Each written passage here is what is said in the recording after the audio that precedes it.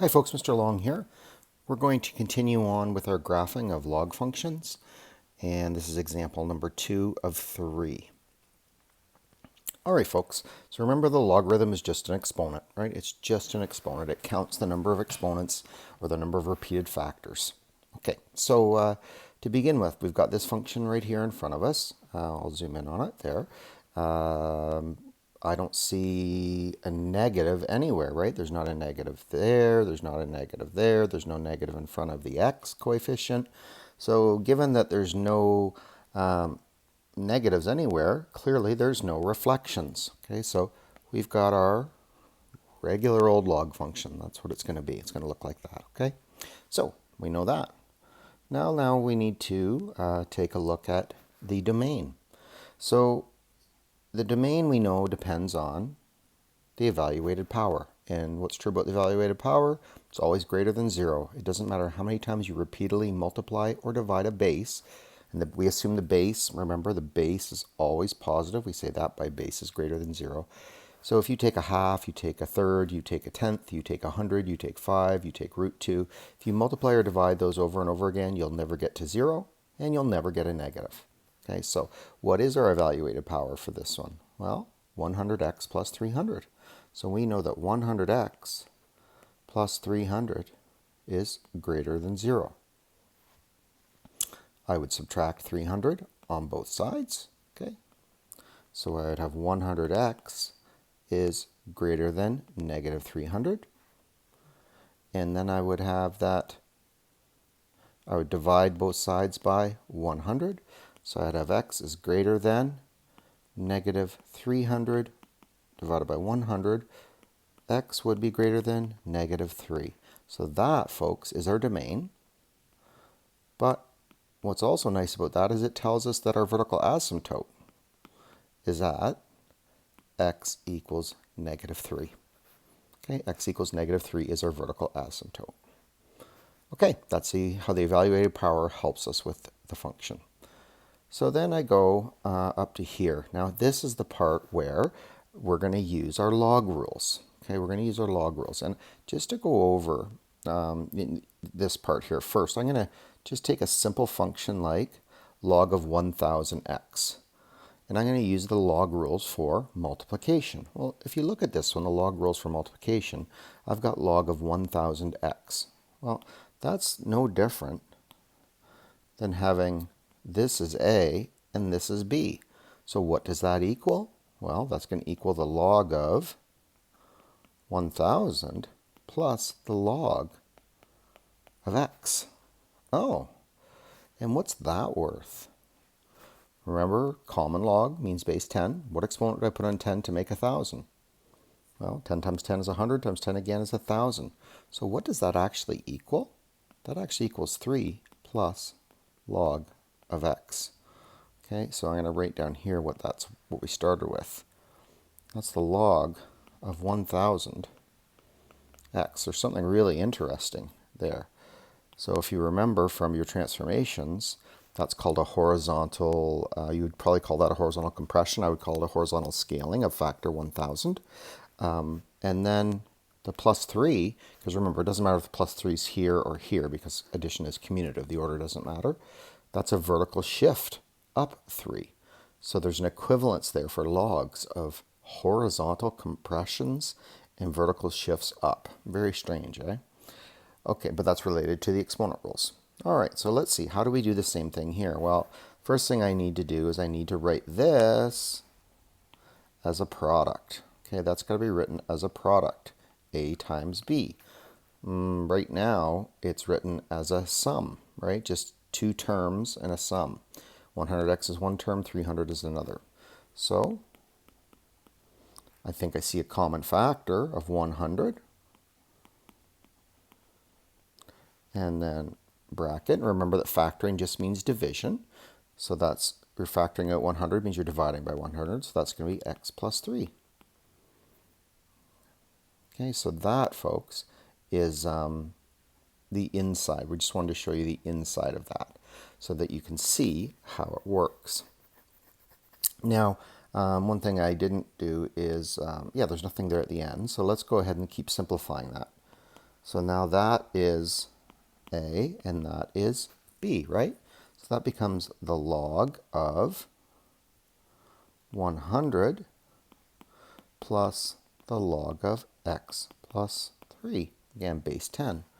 Well, what exponent do I put on 10 to get 100? 2. Or I can rewrite that as log of x plus 3 plus 2. Okay, so that's interesting. So it's a vertical shift up of 2.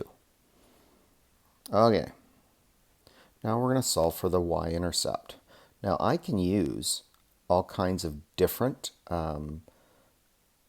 strategies to do this. I could use, now what I could do is, right, I can use that, or look at this, an equivalent form for that equation is that one. So I can use either of these equations, and it really won't matter. The only reason you might use the original one is because the original one, you know, we haven't made a mistake in simplifying, but it doesn't really matter what you use.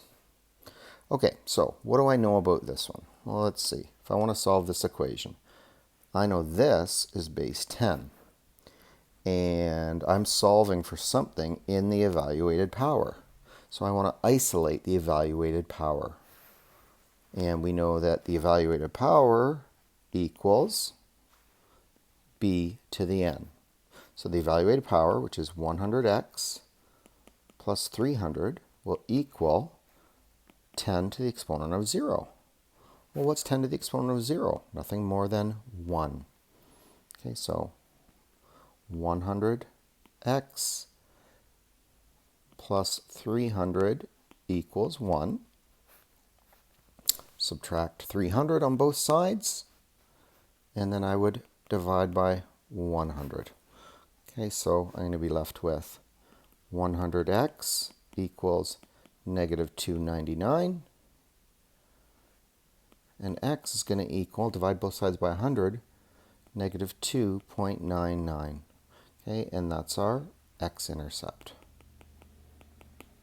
Okay, negative 2.99.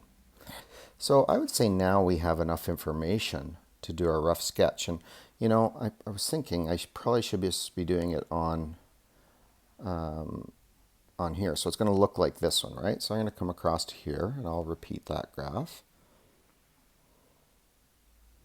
Okay, so what do we know? Oh, whoops. No, that's not a good idea, because the vertical asymptote is the first thing I should mark on. The vertical asymptote is at negative 3. Okay, and we know that it opens to the right, and it's opening up. So it looks like that. We also know that the x-intercept is negative 2.99. And now the only thing left to do is to verify that we're correct by getting some points here and here.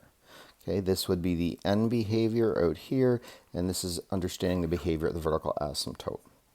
So basically what we're doing is this point right here, we know it has to be negative. The y value, this point here, has to be positive, right, if we've done things right. So I'm just verifying. So first one, let's do the one by the vertical asymptote first. So I need to have a distance that's really close to that vertical asymptote. So I'm going to start at negative 3, and I'm going to move to the right by 10 to the negative 4th units. Because 10 to the negative 4th is a really small distance away from that line, vertical line, x equals negative 3. So let's try that. So this is going to be, the vertical asymptote is negative 3 plus 10 to the negative 4. Now here's where the simplified version is really quite helpful. So what we're going to do is, we know that the equation was, when I simplified it, was x plus 3 in here, right? So there's going to be something here that happens that's really nice. Well, look at this. Because we're going just beyond, just to the right of the vertical asymptote, those will cancel out. Okay, so that we're left with only having to evaluate 10 to the negative 4. So what is the log of 10 to the negative 4? Well, it's negative 4. Then I have to add on that extra 2 plus 2, which would equal negative 2. So now I can go up to the graph and say the vertical asymptote, the ordered pair I used was at negative 3, and then just to the right of negative 3 is just to the right of the vertical asymptote is 10 to the negative 4 to the right. And then the y value there was negative 2. Look at that. Does that make sense? Yeah, for sure. Because this is y equals 0, right? That's the x-axis. So I'm down 2 units, right, to get to there. If that had come up with a positive, well, then I'd have an issue. Now let's check the end behavior. Let's go far to the right of that vertical asymptote. So if I'm to go far to the right of that vertical asymptote, I'm going to add on 10 to the 4th. That's worth 10,000. So I'm going 10,000 units to the right of the vertical asymptote. Okay, that's the evaluated power part, right? So again, what have I got here? I've got negative 3 plus 10 to the 4th, right? That's the x value that I'm subbing in.